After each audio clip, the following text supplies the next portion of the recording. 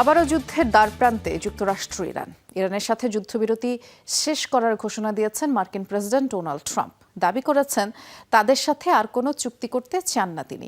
এ সময় ইরানি নেতাদের আগ্রাসী ও নিকৃষ্ট আখ্যা দিয়েছেন মার্কিন প্রেসিডেন্ট। এর আগে সমঝোতা স্মারকের শর্ত ভঙ্গ করে মঙ্গলবার ইরানের বিভিন্ন স্থাপনায় হামলা চালায় ওয়াশিংটন। পাল্টা জবাবে মধ্যপ্রাচ্যের মার্কিন ঘাঁটিগুলোকে লক্ষ্য বানিয়েছে ইরান।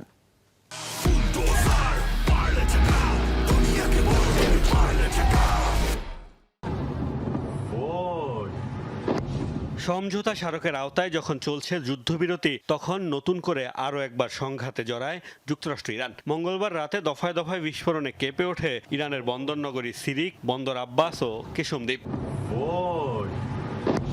কেশমের 7টি, সিরিকে 6টি ও বন্দর আব্বাসের 10টি স্থানে হামলা চালায় মার্কিন বাহিনী। টেলিযোগাযোগ টাওয়ার সহ ক্ষয়ক্ষতির শিকার বহু স্থাপনা, আহত হয়েছে বেশ কয়েকজন। মঙ্গলবার নির্দেশ অমান্য করে মার্কিন নৌবাহিনীর সহায়তায় ওমানি রুট দিয়ে হরমুজ পার হওয়ার চেষ্টা করায় 3টি বাণিজ্যিক জাহাজে ক্ষেপণাস্ত্র ছোড়ে ইরান। মূলত এর জবাবেই ইরানে হামলা চালায় ওয়াশিংটন। পাল্টা জবাবে মার্কিন সামরিক স্থাপনা লক্ষ্য করে ড্রোন ও মিসাইল ছুড়েছে ইরানের নৌ ও বিমান বাহিনী। টার্গেট করা হয়েছে বাহরাইনের যুক্তরাষ্ট্রের ৫ম বহর, শেখ ইসা ঘাঁটি এবং কুয়েতের আলী আল সালেম বিমান ঘাঁটি। ইরানের দক্ষিণে একটি মার্কিন MQ-9 ড্রোন ভূপাতিতের দাবিও করেছে IRGC। হামলা পাল্টা হামলায় যখন উত্তপ্ত পরিস্থিতি, তখন উত্তেজনা আর উস্কে দিলেন মার্কিন প্রেসিডেন্ট ডোনাল্ড ট্রাম্প। ইরানের সাথে হওয়া যুদ্ধবিরতি শেষ বলে ঘোষণা দিয়েছেন তিনি। আঙ্কারায় ন্যাটো সম্মেলনে ইরানি নেতাদের নিকৃষ্ট আখ্যাও দেন ট্রাম্প। আমি মনে করি এটি শেষ।